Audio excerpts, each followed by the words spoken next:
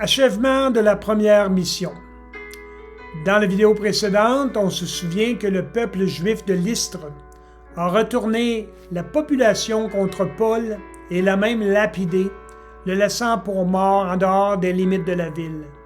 Mais Dieu a choisi de guérir Paul, ou peut-être l'a-t-il réellement ressuscité des morts.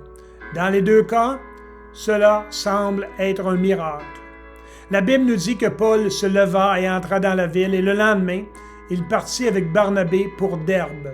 Et c'est là où nous commençons aujourd'hui, à Derbe. Et leur ministère là-bas s'est déroulé avec succès et sans incident. Nous voyons l'arrivée de Gaius, l'un des convertis à Derbe, qui a ensuite rejoint Paul en tant que membre de son équipe ministérielle. Nous pouvons lire ceci, quelques versets de ceci qui mentionnent la présence de Gaius. Et c'est en relation avec une histoire d'un homme qui s'appelle Démétrius, un orfèvre qui gagnait beaucoup d'argent en fabriquant et en vendant des statues de leur déesse Diane. La prédication de Paul de ne pas adorer ces dieux païens, mais le seul vrai Dieu, a conduit Démétrius à ne presque plus vendre ses statues. Et dans le livre des Actes des Apôtres, chapitre 19, on voit ici Démétrius qui s'adresse à la population locale et dit « De plus, vous voyez et entendez que non seulement à Éphèse, mais presque dans toute l'Asie, cet homme Paul a persuadé et détourné beaucoup de gens, disant qu'ils ce sont pas des dieux, ceux faits de main d'homme. De sorte que non seulement notre métier risque d'être mis à zéro, mais aussi que le temple de la grande déesse Diane soit méprisé et que la magnificence de Diane soit détruite, que toute l'Asie et le monde adorent. Et quand le peuple entendit ces paroles, il fut rempli de colère et s'écria en disant « Grande est la déesse Diane des Éphésiens ». Et toute la ville fut remplie de confusion. Et après avoir attrapé Gaius et Aristarque, compagnons de voyage de Paul, ils se précipitèrent d'un commun accord dans le théâtre. Paul et Barnabé ont prêché et enseigné à beaucoup de gens à Derbe. Mais il était temps de quitter cette ville. Et en quittant la ville, ils revinrent à travers la Galatie pour revisiter les villes Lystre, Iconium, Antioche de Pisidie, dans le but de renforcer les disciples et de nommer des anciens ou des responsables, si vous voulez, dans chaque église. Et voici quelques versets sur le succès à Derbe et dans la région. Si vous avez votre Bible, c'est dans Actes des Apôtres 14. Nous allons lire à partir du verset 21. Après avoir prêché la bonne nouvelle dans cette ville de Derbe et enseigné beaucoup de gens, ils retournèrent à Lystre, à Iconium et à Antioche, confirmant les âmes des disciples et les exhortant à continuer dans la foi. Et après les avoir ordonnés anciens ou responsables dans chaque église et avoir prié et jeûné, ils les recommandèrent au Seigneur en qui ils croyaient. Les églises de Galatie étaient précieuses pour Paul et elles ont été établies grâce à son sang, sa sueur et ses larmes.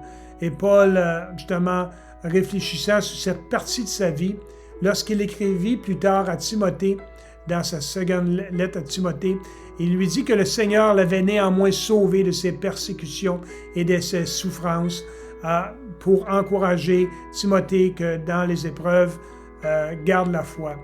Pendant que Paul était encore dans la région de la Galatie, il reçut des nouvelles des différentes églises de cette région selon lesquelles un groupe d'enseignants juifs avait semé la confusion parmi les croyants non-juifs concernant la nature de l'Évangile. Il disait que les églises galates étaient confrontées à une crise car les gens étaient persuadés maintenant qu'ils devaient être circoncis et en plus suivre la loi de Moïse afin d'être en règle avec Dieu. Mais Paul savait que la foi en Jésus-Christ, par la grâce de Dieu, était pleinement suffisante pour les justifier ou les pardonner complètement. Alors Paul et Barnabé retournèrent à Jérusalem afin de clarifier cette question de la circoncision une fois pour toutes dans un conseil, donc le conseil de Jérusalem. Et il était vrai que la circoncision des hommes était, à une certaine époque, ordonnée par Dieu à Abraham comme une marque de l'identité juive. Pourquoi? Pour les distinguer en tant que peuple de l'alliance de Dieu. Et c'est ce qu'on lit dans le livre de la Genèse, chapitre 17. « Ceci est mon alliance, dit Dieu, que vous garderez entre moi et vous et ta prospérité après toi. Tout enfant mort parmi vous sera circoncis. » Paul, cependant, a prêché l'Évangile de la grâce de Dieu par la foi en Jésus comme étant suffisant pour justifier les gentils ou les non-juifs, faisant d'eux des membres à part entière du peuple de Dieu et des héritiers d'Abraham. Donc, plus besoin de circoncision. Et pourquoi ce changement de direction? Parce qu'avant que Jésus vienne et meure sur la croix, Dieu avait mis à part le peuple juif. Dieu les choisit pour être la nation qui portera le message du salut au monde entier, incluant les Juifs et les non-Juifs. Mais on sait que la circoncision était le signe de leur identité, de leur côté unique, choisi par Dieu pour cette mission. Mais on sait que la nation juive dans son ensemble a rejeté Jésus comme son Messie et rejeté aussi son message. Mais Dieu, voulant que son message du salut soit prêché à travers le monde afin que le plus grand nombre possible de personnes soient sauvées et aillent au ciel avec lui. Donc, Dieu a changé de messager. Il s'est tourné maintenant vers Paul. Et la Bible nous dit que tous ceux qui font confiance à Jésus obtiennent le pardon de leurs péchés et le salut de leur âme. Il n'est plus nécessaire d'être circoncis, car il s'agissait d'un signe distinctif destiné uniquement au peuple juif. Et lorsque Paul écrit aux Galates, dans sa lettre, chapitre 3, il dit « Vous êtes tous enfants de Dieu par quoi? Par la foi en Jésus-Christ.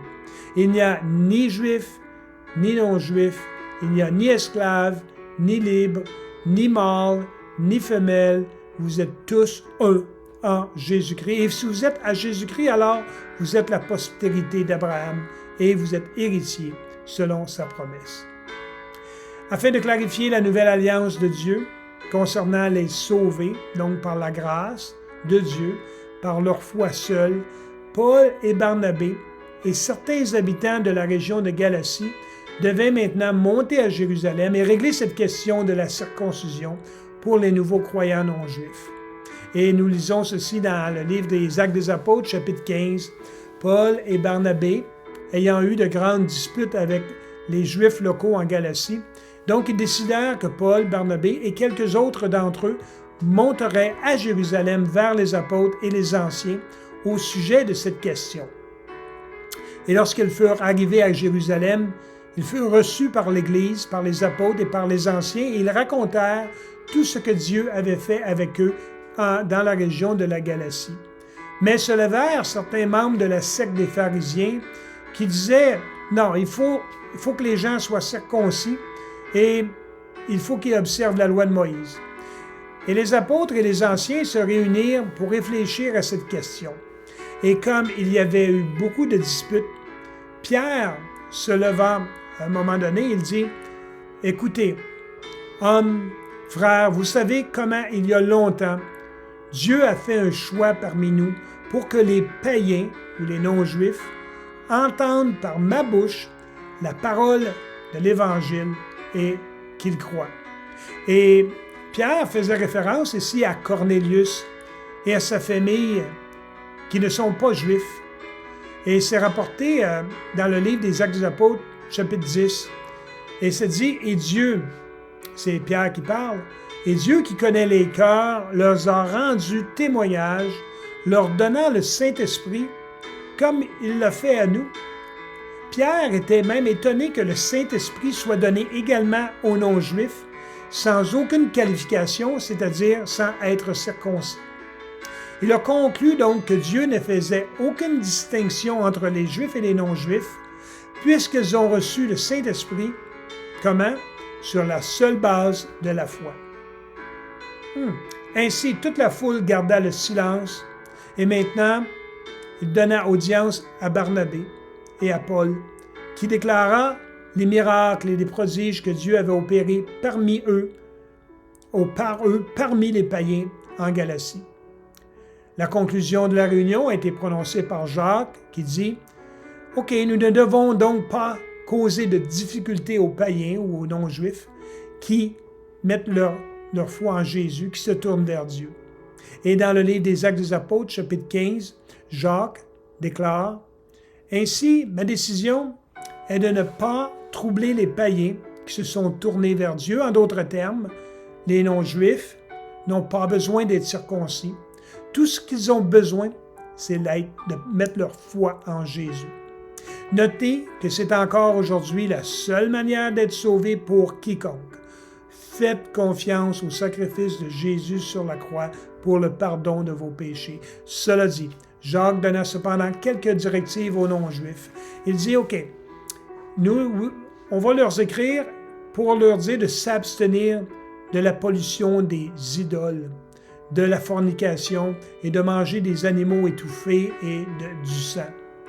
Et pour officialiser leur décision, ils ont écrit une lettre à l'église d'Antioche et ils ont choisi 2 représentants de l'église de Jérusalem, Jude et Silas, pour la remettre. Car ces 2 hommes accompagneront Paul et Barnabé à Antioche pour confirmer le plein soutien de l'Église de Jérusalem à l'inclusion des gentils ou des non-juifs sans l'exigence de la circoncision. Lisons cette lettre confirmant leur décision que vous trouverez dans le livre des Actes des Apôtres au chapitre 15 à partir du verset 23. Donc, ils leur donnèrent une lettre ainsi écrite. Les apôtres, les anciens, les frères, à leurs frères d'entre les païens qui sont à Antioche et en Syrie et en Cilicie, salut à tous. Ayant appris que quelques hommes partis de chez nous et auxquels nous n'avions donné aucun ordre, vous ont troublés par leur discours et ont ébranlé vos âmes. Nous avons jugé à propos, après nous être réunis tous ensemble, de choisir des délégués et de vous les envoyer avec nos bien-aimés Paul et Barnabé, ces hommes qui ont risqué leur vie pour le nom de notre Seigneur Jésus-Christ. Nous avons donc envoyé Jude et Silas, qui vous annonceront de leur bouche les mêmes choses, car il a paru bon au Saint-Esprit et à nous de ne pas vous imposer d'autres charges que ce qui est nécessaire. Que vous vous absteniez des viandes offertes aux idoles, du sang et des choses étouffées de la fornication. Si vous vous gardez vous-même, vous ferez bien. Portez-vous bien. Et dans ce qui suit, au verset 30, peu après, ils arrivèrent à Antioche, donc ces 4 personnes, et après avoir rassemblé la foule de l'église d'Antioche, ils remirent la lettre. Et quand ils eurent lu cette lettre, ils se réjouirent pour la consolation. Cela clôt le premier voyage missionnaire, et avec la décision de la lettre du Concile, nos missionnaires ont été renforcés et plus forts que jamais pour continuer à évangéliser les âmes. Ne manquez pas la prochaine vidéo où nous verrons Paul et ses compagnons entamer leur 2e voyage missionnaire. Merci d'avoir regardé et Dieu vous bénisse.